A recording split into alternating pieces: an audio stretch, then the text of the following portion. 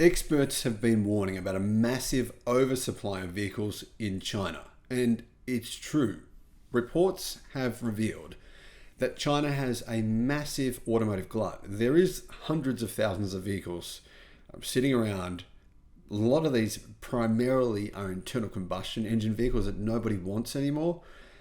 But the thing is, there is a massive oversupply. And here's the other problem. China has the capacity to build more than 40 million vehicles per year, but it's only selling around 23 million per year. So that means there is oversupply of more than 40%. This is unprecedented. There is more than 123 car brands in China and nowhere near enough people or sales to actually soak up all the vehicles being manufactured. Hello my friends, welcome to the channel. I'm Sam Evans. You're watching the Electric Viking. It's great to see you.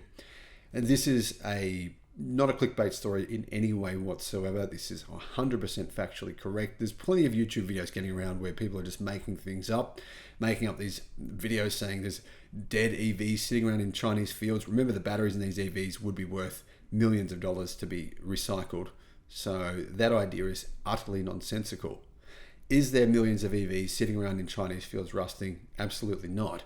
Is there vehicles from defunct, bankrupt car sharing companies that have gone bankrupt a few years ago using lead acid batteries that are absolutely trash? Absolutely, but those vehicles are worth nothing.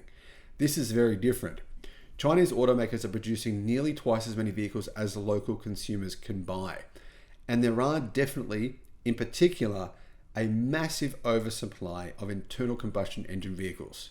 The government is still subsidizing the industry, but primarily the government is subsidizing electric cars. So the companies struggling are mostly legacy automakers.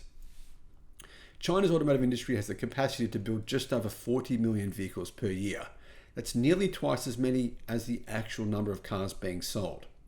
This is leading to other countries considering imposing extra taxes to protect their own automakers from Chinese companies looking to export their cars.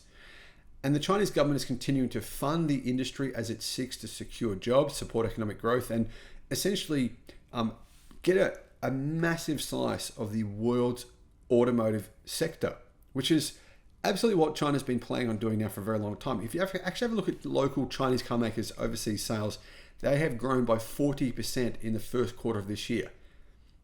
China now, it has overtaken Japan, Germany, California as the largest automaker that exports cars worldwide. But they already overtook those countries last year, and their sales have grown 40% this year since that happened. So China is unquestionably putting its own automakers in a position where for them to succeed, they have to export cars. The Chinese automotive market is massively saturated. They can't make money there. So they're producing too many cars. They have to send them overseas. The Chinese government has a very smart strategy here, which is to ensure that these automakers are put under a situation where they're under pressure to sell cars. They know that they're going to have a hard time selling them in China, so they have to be forced to get outside of their comfort zone and expand overseas. Across China, automakers currently have the production capacity to build more than 40 million cars per year, but they're only selling around 23 million. That's a big number still, but it's a massive gap between production and sales.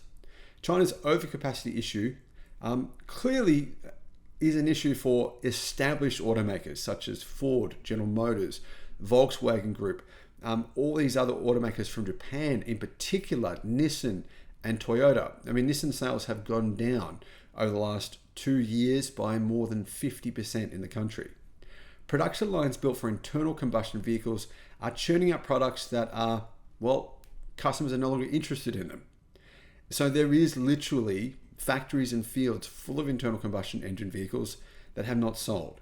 But the thing is, a lot of these factories now are slowing down production. What that means is they have to still basically have similar numbers of staff to actually have the factory working and operating, but they're producing a lot less vehicles, meaning the cost to produce each car is going up.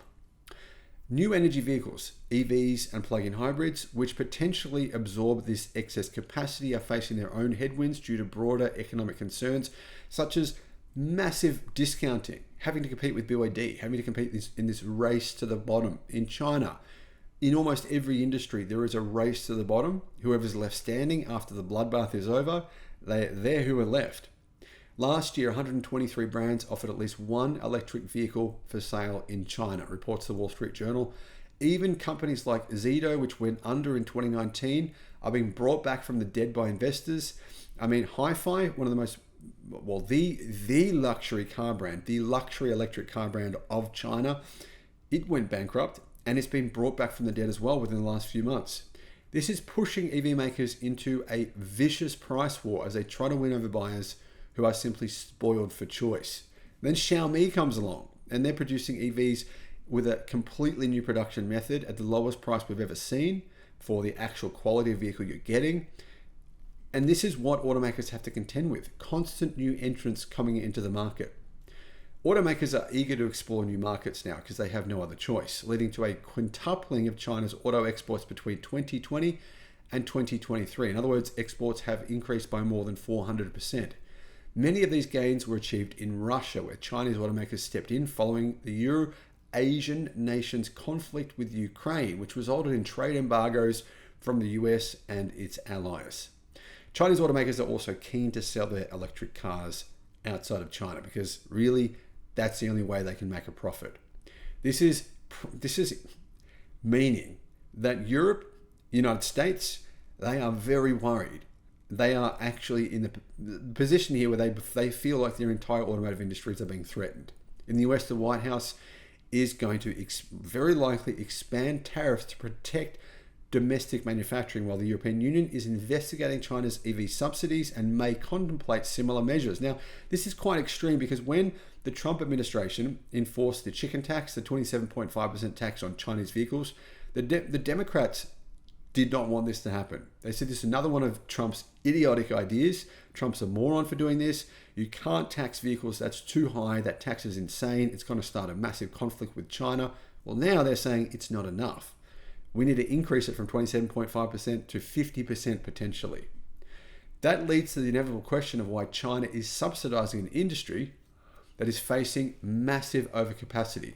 Now, obviously, China is like everyone else. It wants to bolster its automakers on the global stage, to take market share, to become the largest automaker in the world. It is well on the way to doing that, as its efforts to support economic growth and preserve jobs amid wider economic challenges have grown to a new level this year. It's had massive bankruptcies, such as that of Evergrande losing $600 billion, huge drags on its economy, and China is looking to the automotive industry to stimulate its growth. It's now offering interest-free loans for the first time in history with zero down payment. This has not happened before in China's automotive industry. China is also offering owners of existing cars massive subsidies to buy a new car. Bring in your old car, we'll give you thousands of dollars for your old piece of junk car, so you buy a new vehicle. It's trying to actually stimulate its car buying in the country with these kinds of, bring in your old car, we'll give you an interest-free loan, we'll give you no down payment, and we'll give you thousands of dollars for your old car. That's massive stimulus. The government support means that even unprofitable automakers can continue to produce more vehicles. In 2023, only 4 of the nation's 123 EV-producing automakers sold more than 400,000 vehicles. They're pretty much all small-scale manufacturing at this point. That means that they're making a loss. You need to, even Chinese EV makers have revealed, you need to build at least 400,000 vehicles in order to break even. These companies are BYD, Tesla, Aeon, and Wuling. Those are the only companies selling more than 400,000 vehicles per year in the EV sector in China. That has led to Chinese officials calling for consolidation in the automotive industry. It wants brands to team up, join up together, so they can try and make a profit. That hasn't happened yet. So far, the expansion mindset espoused by the national government is prevailing, and China is growing its sales outside of the country, leading much of the rest of the world very concerned about what might happen over the next few years. Guys, what do you think is going to happen? How will this play out?